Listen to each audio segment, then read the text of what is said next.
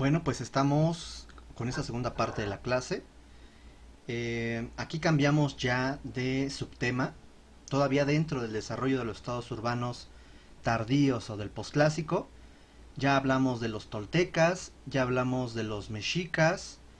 Ahora toca el turno de qué pasa en la zona maya, ¿ok? Y ya es momento de hablar de Chichen Itza. Vamos a tratar de ubicarla. De hecho, en esta diapositiva les había yo prometido que les iba a hacer una tabla muy sencilla comparativa entre lo que pasaba en Europa y lo que pasaba acá.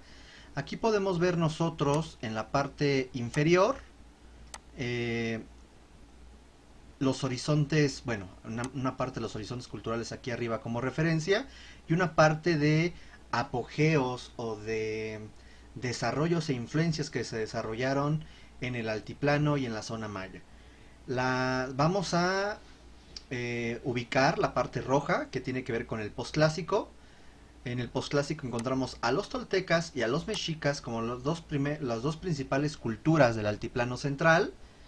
Pero si se fijan en la zona maya encontramos ya una sombrita por ahí. Porque resulta que en el periodo de contacto, cuando los castellanos llegan a Mesoamérica, la zona maya, que es el norte, estaba totalmente dividida por cacicazgos mayas que estaban en constante guerras entre ellos mismos y entonces no existía una fortaleza como bloque, ¿no? Entonces la zona maya no estaba consolidada como una cultura hegemónica para ese momento. Vamos a ir nada más entendiendo algunos puntos de interrelación entre algunos puntos que considero trascendentales en cuanto a hitos o hechos históricos. Obviamente faltan muchos, pero bueno, nos ayuda un poco a darnos una idea. El inicio del Imperio Romano en el 31 a.C. y su caída, por lo menos la caída del Imperio Romano de Occidente. Se acordarán todo lo que es la parte occidental de Europa, Italia, las antiguas Galias, que va a ser después Francia, Iberia, eh, toda esta parte y la parte norte de África va a caer ante las manos germanas y toda esta época de esplendor, de auge, pero también de debacle, porque era un sub y baja el poderío del Imperio Romano, coincidió prácticamente con el desarrollo y el apogeo teotihuacano.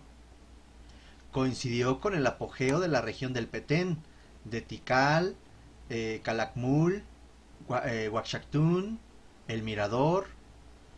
De hecho, a la caída del Imperio Romano de Occidente vemos que coincide con este gran apogeo teotihuacano en toda la región, en toda la región mesoamericana, desde el norte hasta la zona maya. Entonces es curioso, mientras que el monstruo romano moría, el monstruo teotihuacano se difundía, ¿no? Eh, Recordemos que entre el 800 después de Cristo, entre esta fecha y entre el 475, va a ser una época marcada por una inestabilidad eh, social, económica, política en Europa, ya que se instalan los grupos germanos, como los francos, por ejemplo, como los suevos, los visigodos, los godos, los burgundios, anglos, los sajones, etcétera, se instalan en Europa y comienzan a generar sus imperios eh, latinizados. Se les llama porque comienzan a tener una influencia de la región latina, de la región de Italia. Mientras está pasando todo este proceso acá en Mesoamérica, curiosamente también hay un proceso de colapso y de problemas, justamente con el debacle de Teotihuacán y este periodo del altiplano llamado el Epiclásico, que en la zona maya se caracteriza por un hiatus, que se les dijo que era una especie de abandono de la parte central de las tierras centrales mayas, y comienza el desarrollo paulatino de las tierras bajas del norte. Todo lo que es la región Puc, por ejemplo, justamente en torno a los 600 al 900 después de Cristo, va a comenzar a hacer su apogeo, incluyendo también Palenque como las tierras centrales. Eh, Hay que recordar que en el 800 comienza, a partir de los los merovingios y los francos, el imperio carolingio de Carlomagno, que hasta prácticamente el año 1000 va a sentar las bases de lo que será la Europa medieval. Los caballeros, los castillos, la iglesia, los diferentes títulos nobiliarios, que el conde, que el barón, todo eso ya lo habíamos visto el semestre anterior. Eh, y Carlomagno va a sentar las bases culturales de lo que sería en un futuro el Sacro Imperio Romano Germánico, o sea, Alemania, y el Imperio Franco, o los franceses. Eh, Vamos a encontrar en el año 1000 el milenarismo. Acuérdense este periodo en donde se creía que el mundo iba a terminarse 1000 años después del nacimiento de Cristo. Después se creyó que era 1000 años después de la muerte de Cristo. No, se acabó el mundo. Y esto vino a hacer cambios en la arquitectura, que ahorita señalo en la siguiente diapositiva. Y esto va a coincidir justamente con el desarrollo y el apogeo tolteca y con la influencia tolteca hacia la zona maya, que ahorita vamos a ver. Aquí puse algunos hechos que también son importantes señalar, como por ejemplo el, justamente la religión del cristianismo entre el 313 y el 330, que se considera como una iglesia triunfal, ya que la iglesia cristiana deja de ser perseguida y termina siendo, de hecho aquí está mal, es 380, no 330. Al 380, cuando se convierte en la religión oficial de los romanos, coincide con el apogeo de Teotihuacán.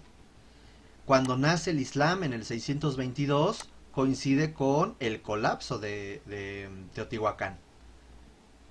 Cuando la iglesia cristiana se divide en ortodoxos y latinos en el año 1052, o sea, la iglesia rusa, la iglesia bizantina, estamos hablando que se encuentra el apogeo tolteca y el colapso y abandono de las tierras centrales mayas, periodo en el cual también coincide con el inicio de las cruzadas en Europa. Los estados papales como fundación surgen en el 750, cuando estaba el colapso de la región del altiplano central con los teotihuacanos y el desarrollo de las ciudades epiclásicas.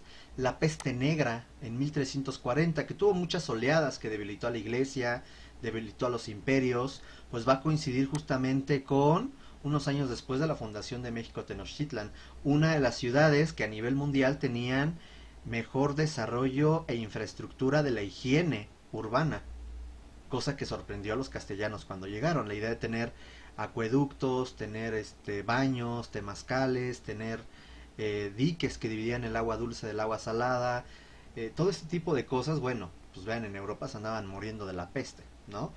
Esta siguiente diapositiva creo que nos va a ser de mucha ayuda, porque aquí mezclo las tendencias arquitectónicas europeas con lo que está pasando en el posclásico.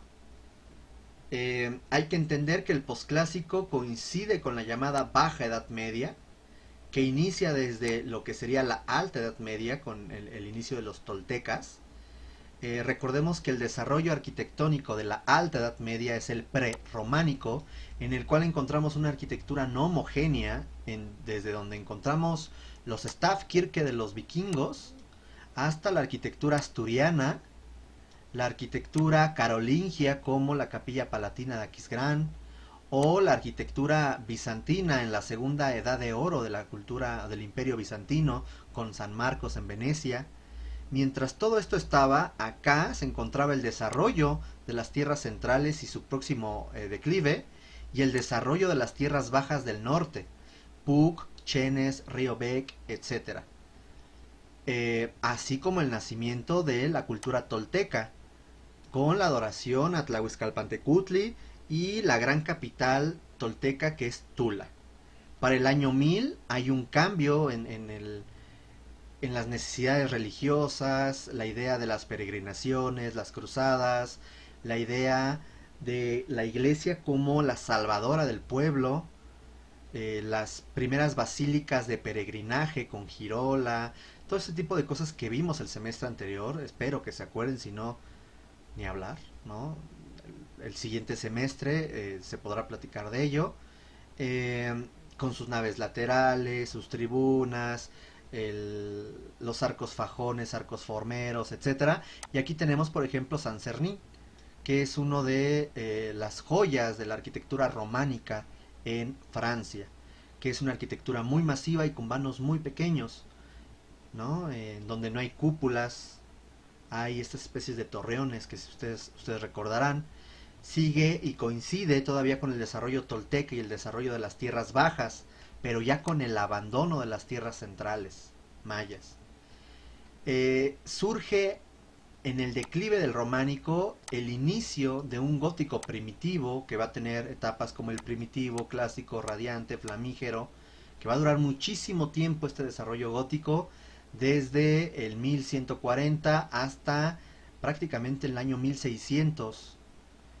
Vamos a encontrar Saint-Denis en París, Notre Dame en París, la Santa Capilla en París, la Catedral de Reims, Nuestra Señora Notre Dame de Reims, Burgos de España y otras muchas, que va a coincidir con el declive de los toltecas, el peregrinaje de los mexicas, el establecimiento de la cultura tecpaneca en la cuenca de la Ciudad de México y el inicio de los mexicas, ¿no? Como primero una ciudad establecida en el 1325 y ya un apogeo en torno al 1420, ya cuando inicia la Triple Alianza, ¿no? Ahí encontramos que en Italia, solamente en Italia, estaba el Renacimiento, con la cúpula del Duomo de Santa María las Flores, de Brunelleschi, o Santa María la Novella.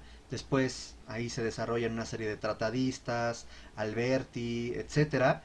Y en otros lados, en la parte norte de Italia, estaba el Duomo de Milano, que es esta ostentosa iglesia gótica, mientras que acá estaban con los recintos ceremoniales como el de México Tenochtitlan, siendo el más importante, hasta que llega el choque entre los castellanos y los mexicas.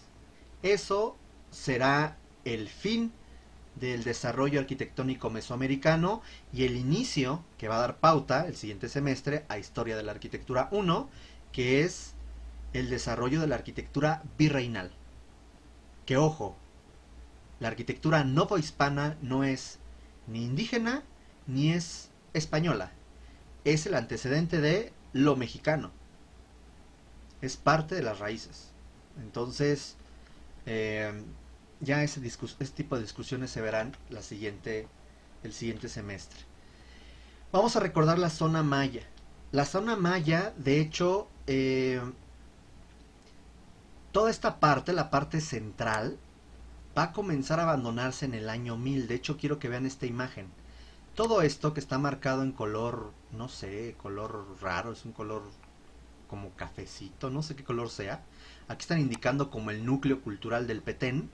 Y todo esto, la gran influencia que tuvo la región en el periodo clásico, que resulta que en el posclásico comienza a abandonarse. Y toda la gente comienza a irse hacia la parte norte. Entre ellos la influencia de los grupos toltecas. Y en esta parte norte, que es la que ahorita nos interesa, vamos a encontrar justamente estos territorios. La consolidación de la arquitectura maya con el PUC, las planicies noroccidentales, o sea, el centro de Yucatán, que es todo esto, el norte de Yucatán, que es esta parte, y la costa oriental. Resulta que en el posclásico estas tres son las que van a tener mayor desarrollo arquitectónico y cultural, pero no se va a mantener hasta el siglo XVI. Este va a decaer. ¿A qué me refiero con todo esto? Se cree o se piensa o se ha considerado que estas regiones, que por cierto son las más turísticas de la zona maya, ya es una decadencia de la arquitectura. Les voy a explicar por qué. En esta parte de la diapositiva estoy marcando a los habitantes de tres ciudades. Chichen Itza, que ya existía, pero era un asentamiento de poco interés urbano, arquitectónico, está habitado por un grupo cultural llamado los Itzaes, que son un grupo maya. Luego están en Uxmal. La Uxmal, la gran Uxmal que vimos del PUC, está habitado por un grupo cultural maya llamado los Tutul-Xiues. Y la región de Mayapán se va a encontrar una cultura, una etnia maya llamada los Cocomes. Suena muy feo y como albur, pero no, ¿ok? Quiero que nos ubiquemos aquí. Estos puntos rojos, aquí está Uxmal con los Tutul-Xiues, Mayapán con los Cocomes y Chichen Itza con los Itzaes. Estas tres ciudades, muy a la idea de la Triple Alianza, entre el 987 y el 1194, se van a aliar y van a formar estas tres ciudades la llamada Liga de Mayapán. Algo así como nuestra Triple Alianza. ¿Ok? Nada más que la Liga de Mayapán va a comenzar a someter los diferentes asentamientos agrícolas de la región y posteriormente se les va a ir sumando otras ciudades que van a estar sometidas, pero que van a formar parte de esta liga, como Izamal, Tulum e Ichpatum. Tulum, que se encuentra por acá, que es quizás el de los más conocidos turísticamente. Entonces, la Liga de Mayapán, me voy a regresar, vean, casi cerca del año 990 al 1200. 990 al 1200. 990, aquí está, 990 al 1200. Prácticamente todo este periodo va a ser de dominio de la Liga de Mayapán, entre Chichen Itza, Uxmal y Mayapán. Después del año 1200, la zona decae y todos los territorios, incluyendo Uxmal, Chichen Itza, Mayapán, comienzan a convertirse en capitales de ciudades-estado que se van a pelear entre ellos. O sea, entre Izamal, entre Tulum, entre Xibalxaltún, entre varias ciudades que se encuentran ahí. Y esto se comienza a dividir y a hacer pequeños grupos cacicazgos, que cuando llegaron los castellanos a la región, pues literal todos estaban peleados contra todos. Y esto hizo que hasta 1540 se pudiera someter la región. No fue sencilla someter. De hecho, justamente esta región fue la primera en que los hombres europeos tuvieron contacto con la región mexicana. Justamente Jerónimo de Aguilar y Gonzalo Guerrero fueron náufragos que después buscó rescatar Hernán Cortés y siguieron durante toda la costa hasta llegar a lo que es Veracruz, a la región mesoamericana. Pero eso, literal, ya es otra historia.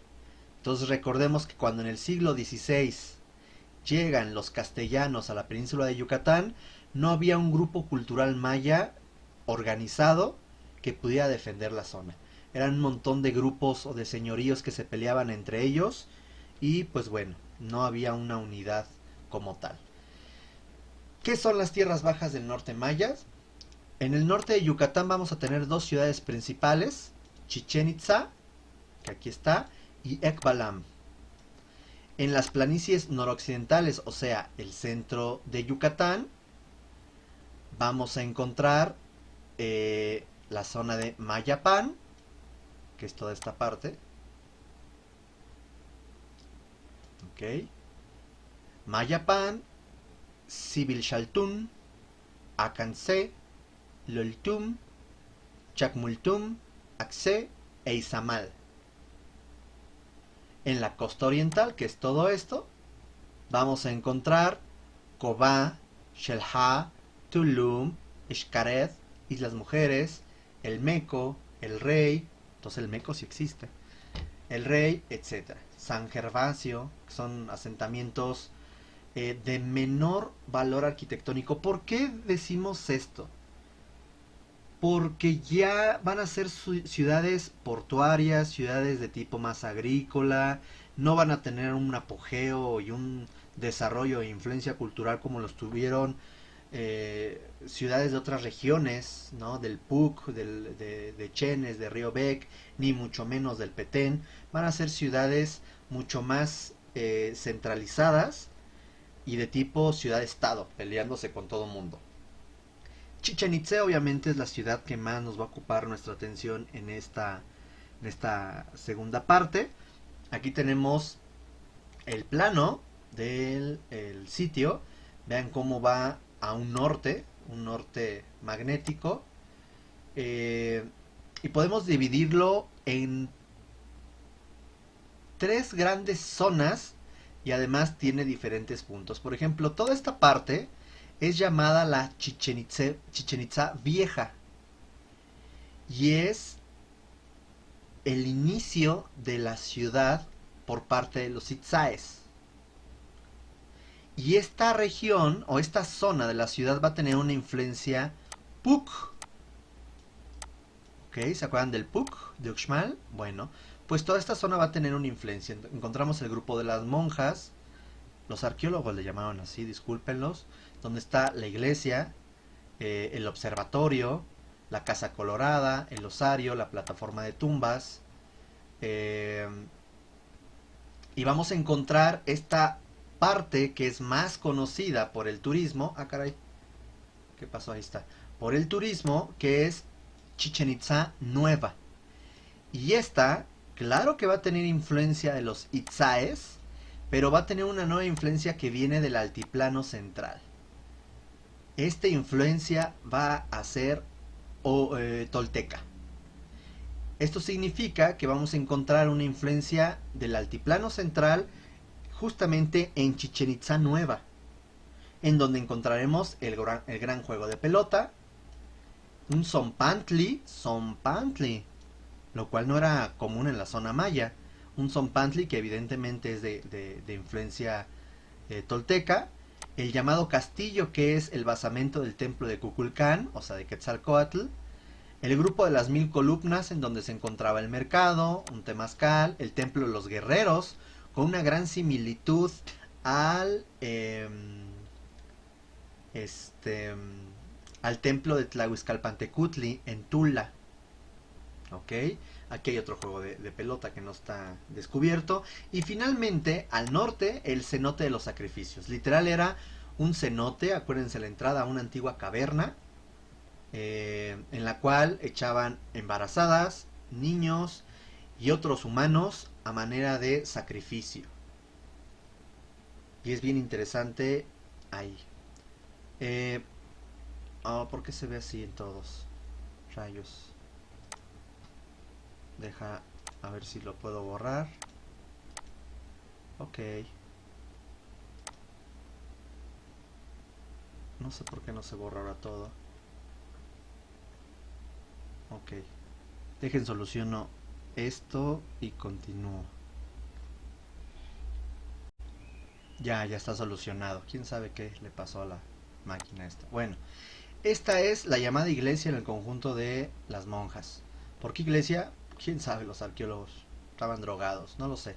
Pero quiero que vean cómo hay una gran influencia del Puc.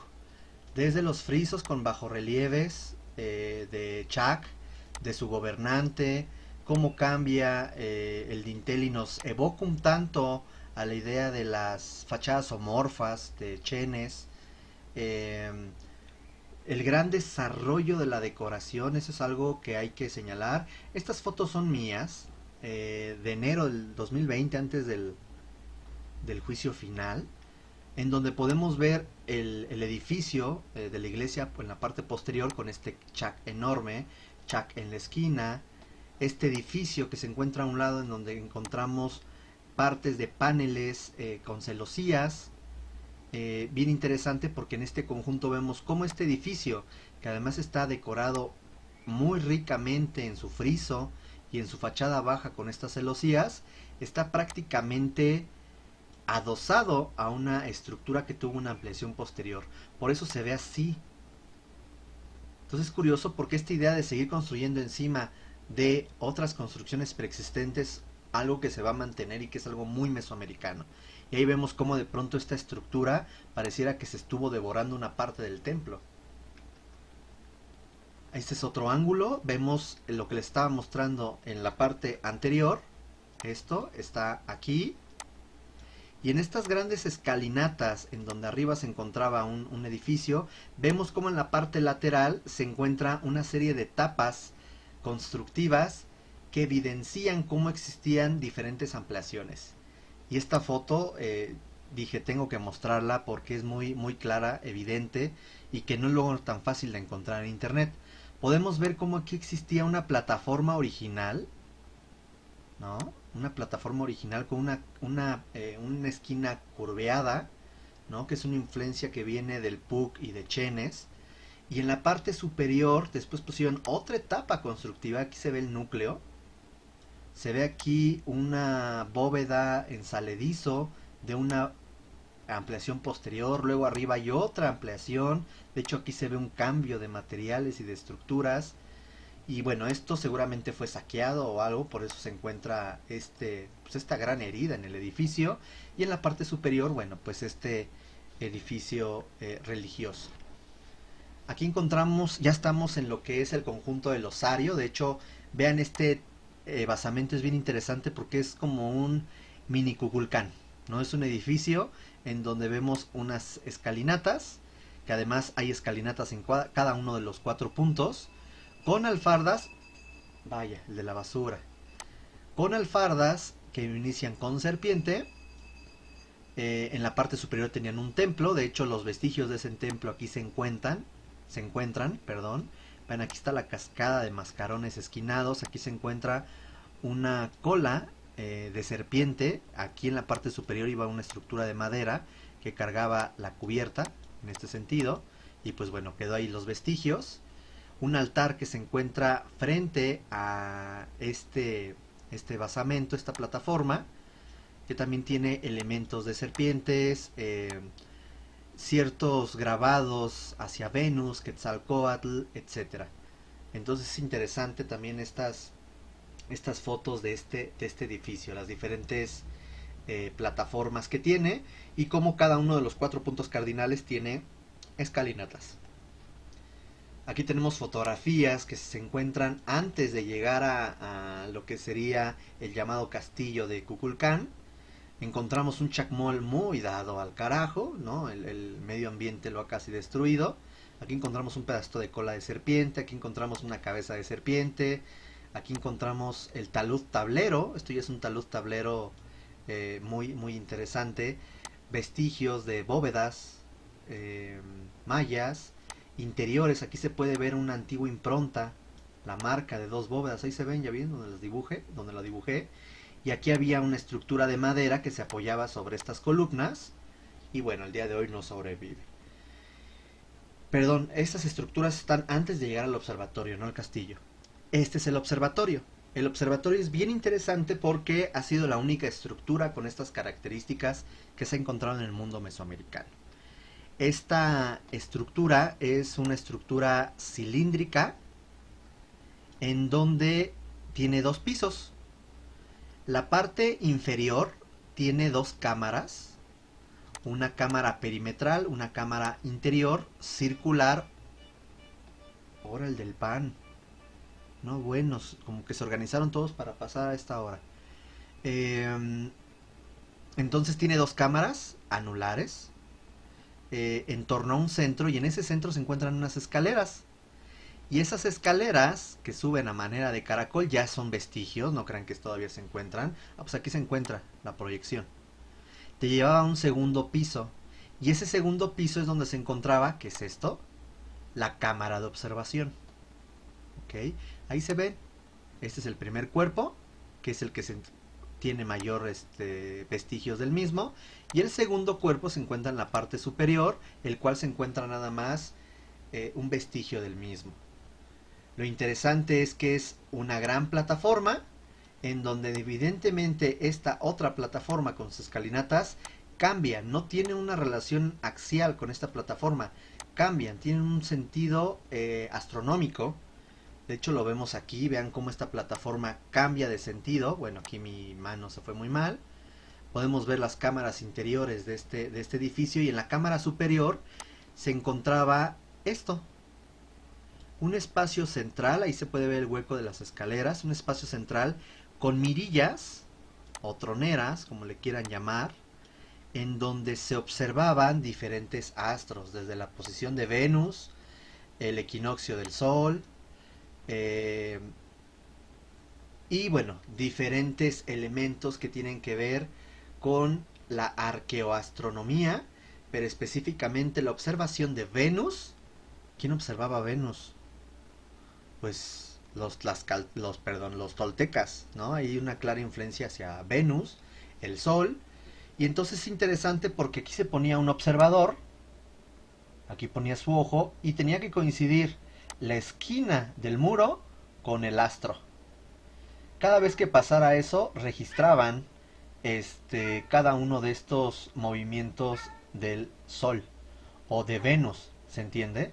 Estando aquí, veo que el astro coincida con la esquinita del muro y ahí comienzo yo a hacer el registro de los ciclos. Hay que recordar que los solsticios son dos. El solsticio de verano, en donde el sol está en su máxima altura, el solsticio de invierno, en donde se encuentra el sol a su mínima altura, y el equinoccio, 2 veces al año, una en septiembre y otra en marzo, en donde el sol se encuentra en una altura que no es ni muy alta ni muy baja. Comúnmente el equinoccio es el que se va a buscar registrar, porque el equinoccio nos indica el inicio de la primavera y el inicio del otoño. Nos indica ciclos agrícolas. Aquí tenemos imágenes del observatorio. Estas no son imágenes mías, ni las anteriores. Estas sí, pero estas ya no. Porque al día de hoy no puedes acercarte al edificio. Digo, estos no sé qué privilegios gozan, pero no puedes subir actualmente al edificio. ¿Por qué? Por la seguridad estructural del mismo. Podemos ver cómo son plataformas adheridas unas a otras. Aquí se puede ver cómo hay una junta, claramente una junta fría estructural, y cómo te lleva a una última plataforma en donde se encuentra este cilindro.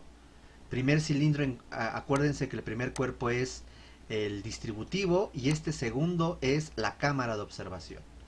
En la cámara de observación, si lo vemos con cuidado, se encuentra ¿quién más? Chuck. No podía faltar Chuck. Y Chuck se vuelve a repetir varias veces.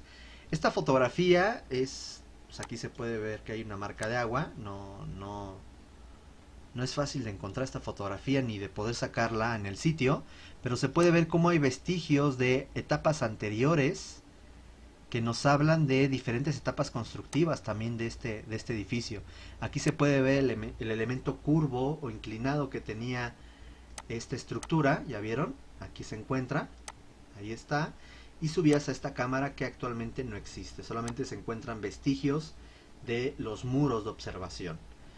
El tema de Chichen Itza es un tema no tan amplio como los mexicas, no porque no hay información, sino también por el tiempo y la arquitectura. No vamos a terminar hoy el tema de Chichen Itza. De hecho, nos quedaríamos nada más hasta el juego de pelota y la siguiente clase retomaríamos el juego de pelota y veríamos lo que es el llamado castillo de Kukulcán y lo que se ha hablado en torno a esto y las influencias posteriores. Siguiente clase también veríamos lo que sería Oasis y Arido América, perdón, y al final del curso veríamos la región andina muy general y algunas aproximaciones y conclusiones. Entonces, esto ya huele a que se está terminando, ¿ok? De forma muy general, aquí encontramos el llamado Maracaná, ¿no? De las canchas del juego de pelota, porque es la cancha de juego de pelota más grande del mundo mesoamericano y por lo tanto del mundo, que tiene 168 metros de largo, de aquí hasta acá, y tiene 70 metros de ancho. Por lo tanto, nos está hablando que la actividad política económica que ya para el posclásico tenían los juegos de pelota era muy importante en Chichen Itza. Recuerden que son recintos ceremoniales, cívicos, en donde la gente pues no iba como si fuera por su casa, ¿no? Sino tenían un cierto control. Sobre todo la aristocracia era la que se encontraba aquí. Encontramos un templo, el del templo del jaguar, que se le llama a este edificio, que está adosado a estos paramentos del juego de pelota, y encontramos al norte y al sur unos templos, este es un templo, este es otro templo, eh, en donde simplemente nos están indicando que tenían algún tipo de advocación. ¿Qué advocación? No se sabe a ciencia cierta. Encontramos aquí marcadores o anillos, estos taludes que nos están indicando con el paramento, el que pues realmente haber hecho ahí un juego de pelota, de haber sido una cosa complicada. La cabecera sur, la cabecera norte. Vamos a encontrar, estas son fotografías que igual saqué en enero del 20. Vemos aquí a espaldas del templo del jaguar, bien interesante, aquí se alcanza a ver una cabeza de serpiente, un cuerpo de serpiente que es la columna y la cola de la serpiente que está deteniendo este dintel y a su vez detiene la estructura de la cubierta. Eso va a ser algo que viene de una influencia tolteca, evidentemente. Tenemos también en el paramento, en el talud, encontramos tanto la marca de una serpiente como bajos relieves. ¿Ya vieron qué tipo de caracteres tiene aquí? Más bien de características constructivas. Igual, son estas losetas pregrabadas o pretalladas, muy a la usanza tolteca, donde nada más se ponían encima del núcleo. Ok, entonces nos habla eso de una elaboración muy interesante. Este es el templo que se encuentra en la cabecera norte. Podemos ver que no tiene la cola ni la cabeza como este templo del jaguar, pero nos está indicando unas escalinatas, unas alfardas, etcétera. Esta es la vista oriental de lo que sería el templo del jaguar. ¿Por qué se llama el templo del jaguar? Pues porque aquí hay la escultura de un jaguar. Por eso. Tiene sus dos pilares, dinteles, jambas, muros y el dintel claramente definidos. Es un templo que está añadido a este basamento, que además en las esquinas tiene cabezas de serpiente, y se encontraba a la espalda de este templo cuya frontalidad estaba hacia el juego de pelota. Vamos a dejar la clase hasta aquí. La siguiente clase vamos a ver lo que es el castillo llamado el castillo de Gugulcán, el Zompantli, vamos a ver el templo de los guerreros, vamos a ver el mercado y las influencias hacia otros sitios arquitectónicos como Mayapán, Sibalchaltún y Tulum. ¿Ok? Compañeras, compañeros, gracias. Cuídense mucho, pórtense bien y no olviden responder sus preguntas y enviarlas. Gracias. Bye.